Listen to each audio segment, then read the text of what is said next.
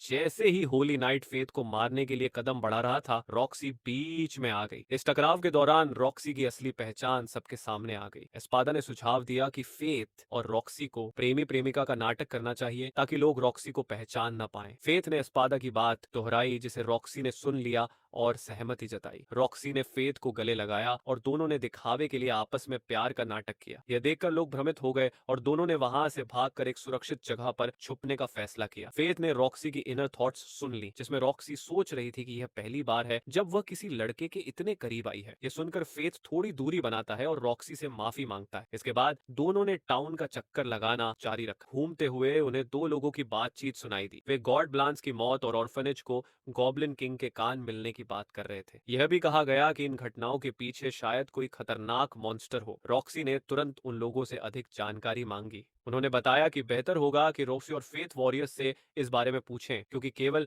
वे ही इन घटनाओं की सच्चाई बता सकते हैं। फेथ और रॉक्सी ने फेथ से निवेदन किया कि वह उसे उस जगह ले जाए जहां वॉरियर्स इकट्ठा होते हैं। फेथ को यह समझ में आया कि रॉक्सी का असली मकसद इस जांच का है। वह वंडरिंग मॉन्स्टर के बारे में सच्चाई जानना चाहती है जो गॉब्लिन्स को मार रहा है। वे एक बार में पहुंचे जो वॉरियर्स के मिलने की जगह थी। फेथ ने रॉक्सी को बार कीपर से लेक्सी के रूप में परिचित कराया और कहा कि वह उसकी नई नौकरी में साथी है। फेथ और रॉक्सी ने बार कीपर से वंडरिंग मॉन्स्टर के बारे में पूछा। बारकीपर ने शिकायत की कि मॉन्स्टर्स की अफवाहें उसके बिजनेस को खराब कर रही हैं, क्योंकि व्यापारी उनकी टाउन में आने से डरने लगते हैं। फेथ को अपराध बोध महसूस हुआ, क्योंकि वह जानता था कि इस समस्या की जड़ वही है। तभी एक बुजुर्ग व्यक्ति वहां आया, जिसे फेथ ने एड कहकर संबोधित किया। एड ने बताया कि उनका शक है कि वंडरिंग मॉन्स्टर असल में एक खतरनाक प्राणी है जिसे लीच कहा जाता है। यह सुनकर रॉक्सी और फेथ चौंक गए। एड ने बताया कि होली नाइट्स इस मॉन्स्टर को खत्म करने के लिए एक अभियान शुरू करने वाले हैं। एस्पादा कॉन ने फेथ को चेतावनी दी कि उसकी मौजूदा स्टैट्स और लेवल को देखते हुए अगर होली नाइट्स ने उसे देखा तो वे उसे खत्म कर देंगे। तभी कुछ ट्रैवलर्स जो वॉरियर्स थे बार में आए और रॉक्सी के साथ बदतमीजी करने लगे। फेथ उन्हें रोकने ही वाला था कि रॉक्सी ने खुद उन्हें ऐसा सबक सिखाया कि वे फर्श पर गिर पड़े। रॉक्सी ने तुरंत अपनी पहचान होली नाइट के रूप में उजागर की, जिससे वे वॉरियर माफी मांगने लगे। रॉक्सी ने वहां मौजूद सभी को इतना प्रभावित किया कि बार का माहौल पूरी तरह बदल गया और सभी ने खुशी मनानी। इसके बाद वे एस्पादा कॉन को ब्लैकस्मिथ के पास ले गए, जहां उसकी मेंटेनेंस की गई। सोर्ड अब पहले से भी ज्यादा चमकदार और प्रभावशाली दिख रही थी। बातचीत के दौरान फेथ को पता चला कि रॉक्सी इस वंडरिंग मॉन्स्टर की जांच इसलिए कर रही है क्योंकि ब्लड टोरियो, जो उनके संगठन का हिस्सा है, ने इस मॉन्स्टर के बारे में कोई जानकारी साझा नहीं की है। फेथ को एहसास हुआ कि रॉक्सी की ये खोज और होली नाइट्स का मिशन दोनों एक खतरनाक मोड़ ले सकते हैं। फेथ और रॉक्सी ने देखा कि हादो, राफेल और मेमल एक छोटे बच्चे को तंग कर रहे हैं। रॉक्सी ने तुरंत स्थिति संभाली और फेथ को कहा कि वह बच्चे को हादो से दूर ले जाए। फेथ ने ऐसा ही किया और फिर हादो से सवाल किया कि वह वंडरिंग मॉन्स्टर की जानकारी क्यों छुपा रहा है। राफेल ने कहा कि उसने सोचा रॉक्सी अभी भी अपने पिता की मौत के गम में व्यस्त है, इसलिए उसने कुछ नहीं बताया। जब ट्रियो वहां से चला गया तो फेथ और रॉक्सी उस बच्चे को उसकी मां से मिलाने की कोशिश करने लगे। फेथ को यह देख अपनी पुरानी यादें ताजा हो गईं, जब उसके पिता के निधन के बाद वह खुद भी खो गया था और एक होली नाइट ने उसकी मदद की थी। दिन ढलने के बावजूद उन्हें बच्चे की मां नहीं मिली। बच्चा रोने लगा, लेकिन तभी उसकी मां सामने आई। मां को देखकर बच्चा खुशी से दौड़ पड़ा। यह देखकर फेथ के चेहरे पर एक अजीब सा सुकून था। फेथ ने रॉक्सी की ओर देखा और महसूस किया कि वह रॉक्सी की ओर आकर्षित हो रहा है।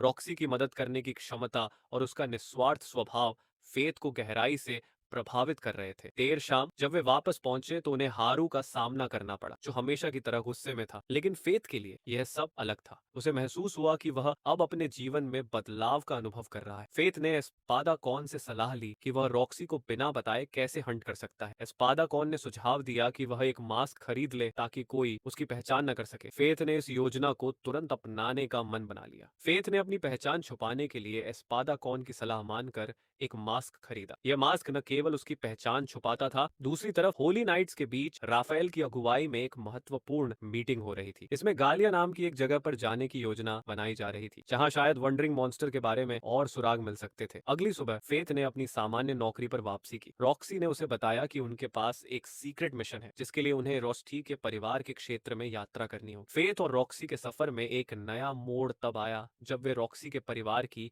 जमीन पर पहुंचे। वहां उनका स्वागत रॉक्सी की मां आयशा हार्ट ने किया। आयशा का व्यक्तित्व बेहद प्रभावशाली और मजबूत था, जिससे रॉक्सी भी थोड़ा चिंतित लग रही थी। रॉक्सी ने फेथ को अपनी मां से नए सेवक के रूप में परिचय करवाया। फेथ थोड़ा झिझकते हुए आयशा को प्रणाम करता है। आयशा ने फेथ से सीधे सवाल किया, क्या तुम्हें रॉक्सी पसंद है? इस सवाल से रॉक्सी और फेथ दोनों चौंक गए, लेकिन आयशा ने जल्दी ही स्पष्ट किया कि वह केवल यह जानना चाहती थी कि फेथ रॉक्सी को एक मालिक के रूप में पसंद करता है या नहीं। फेथ ने गंभीरता से जवाब दिया, रॉक्सी मेरे लिए बहुत महत्वपूर्ण है। फेथ ने अपनी बात साबित करने के लिए घुटनों पर झुकते हुए कहा, अगर आप अनुमति देंगी तो मैं रॉक्सी की पूरी जिंदगी सेवा करना चाहूंगा। फेथ की इस बात से रॉक्सी पूरी तरह से लाल हो गई और तुरंत वहां से वॉकआउट कर गई। फेथ को इस पर हैरानी हुई, लेकिन आयशा ने उसे समझाया कि रॉक्सी का यह स्वभाव हमेशा से ऐसा ही रहा है। आयशा ने रॉक्सी के बचपन की बातें साझा की कि वह बचपन में कितनी संवेदनशील और रोने वाली थी। फेथ ने इस पर जवाब दिया कि वह रॉक्सी के इस मजबूत और जिम्मेदार पक्ष से काफी प्रभावित है। हालांकि फेथ को यह भी महसूस हुआ कि रॉक्सी के ऊपर अपने पिता की जगह लेने का दबाव है, खासकर ऐसे समय में जब उनके परिवार को एक मजबूत नेता की जरूरत है। फेथ का नया अनुभव रॉक्सी के परिवार की जमीन पर जारी है। वह अंगूरों की कटाई में मदद करने लगा, जहां एक कर्मचारी ने उसे ताजा जूस पिलाया ताकि उसकी थकान दूर हो सके। बातचीत के दौरान कर्मचारी ने फेथ को बताया कि रॉक्सी के पिता की हाल ही में मृत्यु हो गई थी, इसलिए यह तय नहीं था कि रॉक्सी इस साल अंगूर की कटाई में शामिल होगी। फेथ ने यह जानने की कोशिश की कि रॉक्सी हर साल इस काम में हिस्सा लेती थी या नहीं। कर्मचारी ने बताया कि रॉक्सी केवल अंगूर की कटाई में मदद नहीं करती थी, बल्कि फसल के समय आसपास के राक्षसों का भी शिकार करती थी। उन्होंने समझाया कि फसल के मौसम में कोबलेस नामक राक्षस उत्तर की घाटी से निकलकर फसलों पर हमला करने आते हैं। काम के बीच फेथ का पेट जोर से कुर्राया, जिससे आसपास के लोग हंस पड़े। फेथ ने भी इसे हल्के में लिया और मुस्कुराया, लेकिन एस्पादाकॉन ने स्थिति को और दिलचस्प बना दिया जब उसने फेथ को याद दिलाया कि शायद उसे अब भी और गॉबल राक्षसों की आत्माएं चाहिए। काम खत्म होने के बाद रॉक्सी ने फेथ से कहा कि वह पहले चले जाए, क्योंकि उसे अभी कुछ काम निपटाने हैं। चलते हुए फेथ ने अचानक एक लड़की को देखा जो अपने साथ एक बड़ा सा हथियार ले जा रही थी, और जैसे ही उनकी नजरें मिली, फेथ को महसूस हुआ कि उनके हंगर बूस्ट चैट्स की ऊर्जा और रंग बिल्कुल समान थे। फेथ ने उत्सुकता से उसके आंकड़े स्टैट्स देखने की कोशिश की, लेकिन कोई भी जानकारी प्रकट नहीं हुई, जिसने फेथ को थोड़ा चिंतित कर दिया। लड़की ने फेथ की ओर देखकर कहा कि वह जल्दी आ गई है। जब फेथ ने पूछा कि वह किस चीज के लिए जल्दी आई है, तो उसने जवाब दिया कि वह कोबलेस का शिकार करने आई है। हालांकि उसने यह भी कहा कि फेथ पर इस काम का जिम्मा छोड़ रही है। जाते जाते उसने फेथ को यह भी बताया कि उसका फेथ पर एक कर्ज है और वे फिर से मिलेंगे। फेथ ने एस्पादाकॉन से पूछा कि यह रहस्यमयी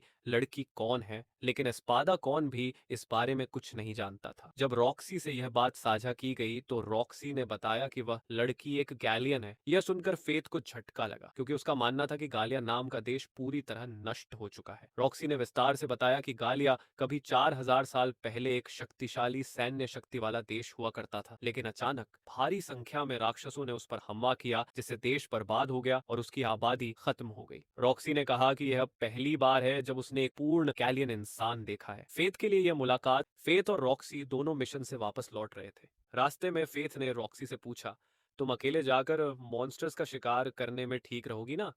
रॉक्सी ने हल्के से मुस्कुराकर जवाब दिया, मैं अकेले नहीं हूँ, मेरे साथ वॉरियर्स की टीम है, और फिर मैं होली नाइट हूँ, मेरा ख्याल रखना मेरी जिम्मेदारी है। अगले दिन तलहटी के पास की खेती पर मॉन्स्टर्स का हमला हुआ। ये जगह सबके लिए बहुत अहम थी, क्योंकि यहाँ की फसल पर पूरे गांव की उम्मीद टिकी थी। रॉक्सी और फेथ ने तुरंत वॉरियर्स की टीम संग मिलकर मॉन्स्टर्स पर एम्बुश करने का फैसला किया।